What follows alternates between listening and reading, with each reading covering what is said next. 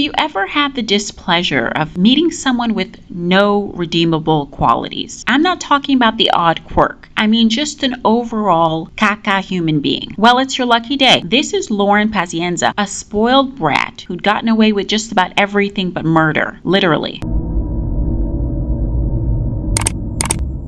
A popular voice coach has died after being shoved on a New York City street, and authorities want the public's help in finding her alleged assailant. She's a wanted woman sought for what cops are calling a disgraceful crime.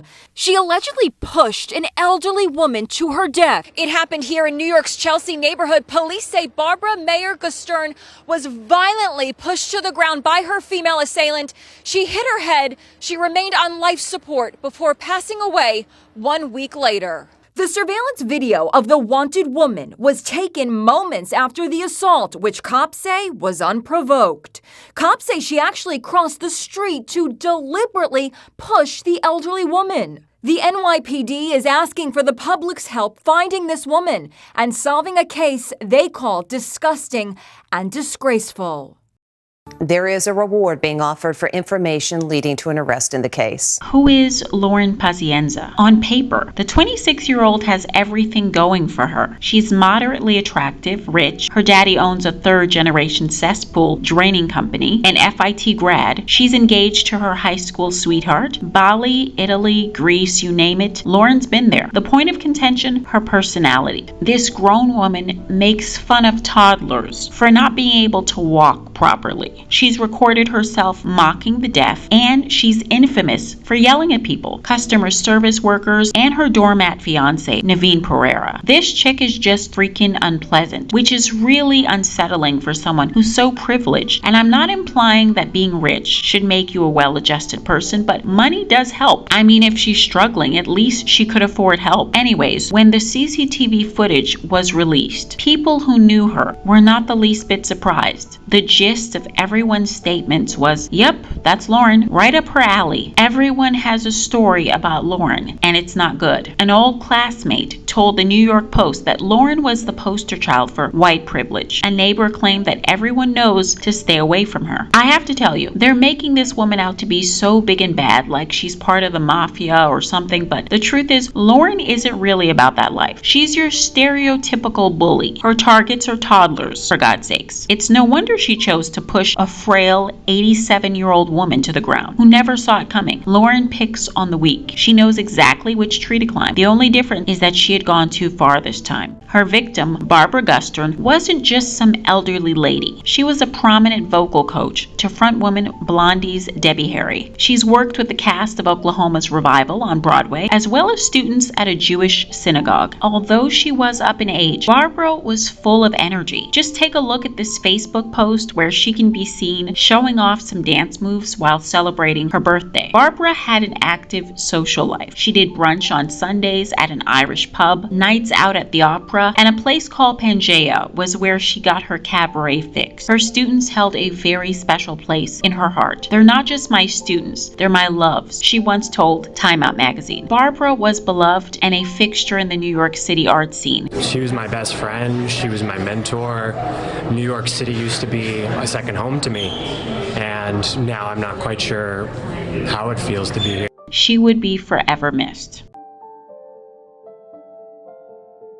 The arraignment now over. Christine and Dick, and prosecutors say Lauren Pazienza stashed her phone with an aunt and fled to her parents' home in Long Island, and then 12 days later turned herself in.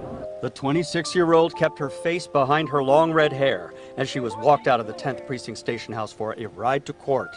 Lauren Pazienza surrendered to police Tuesday with an attorney. She's charged with manslaughter. When Lauren finally turned herself in and people learned about her background, no one was more pissed off than the victim's grandson, AJ Gustern. My initial reaction this morning was one of rage. She seems to be a person of privilege, like myself. I'm the first to admit that.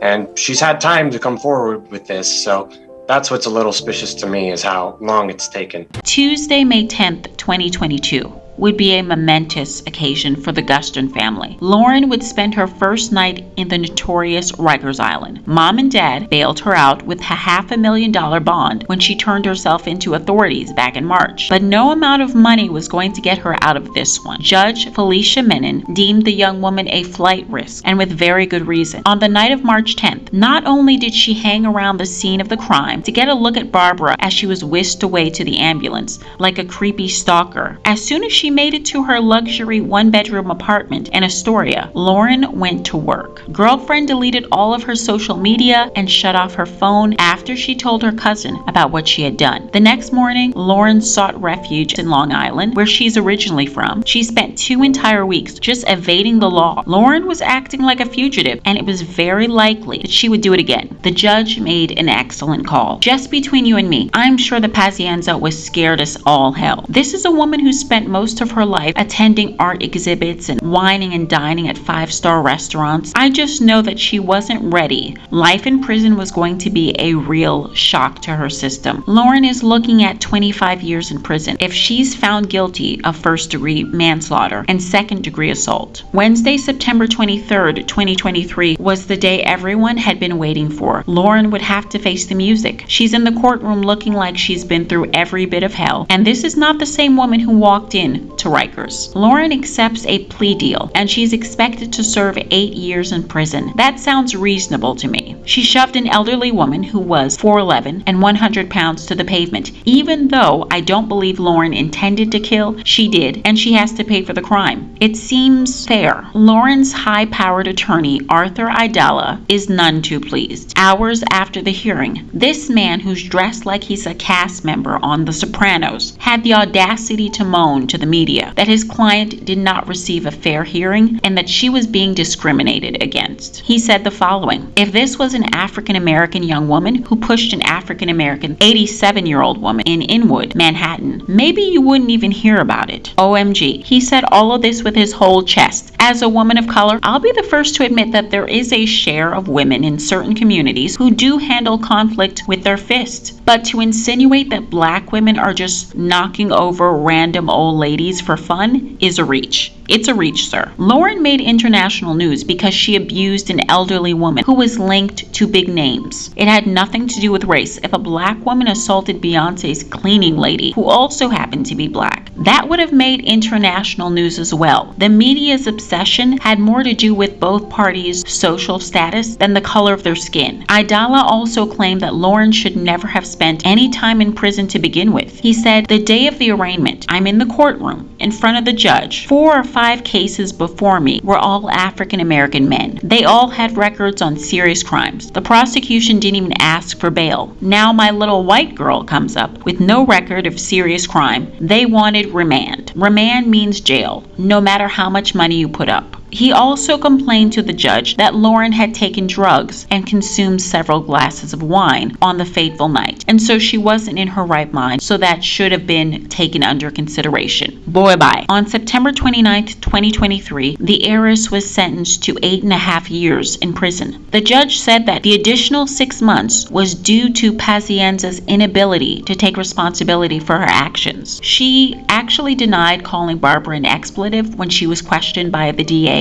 Justin McNabney. Lauren even told a probation officer that she had merely bumped into Barbara. Her initial apology was a bust. She said that she was sorry for what happened. Her lawyer nudged her to try a little harder. She said the following while shedding tears: "I never should have pushed anybody, and I'm so sorry. I wish I could take it back, but God doesn't turn back the clocks. I'm just so sorry." Lauren's bad behavior finally caught up with her, and it's a shame that Barbara's death was the catalyst for change in this woman's life. Sadly, something drastic usually has to take place in order for people like her to alter their ways. I just hope that 8.5 years is enough to do the job.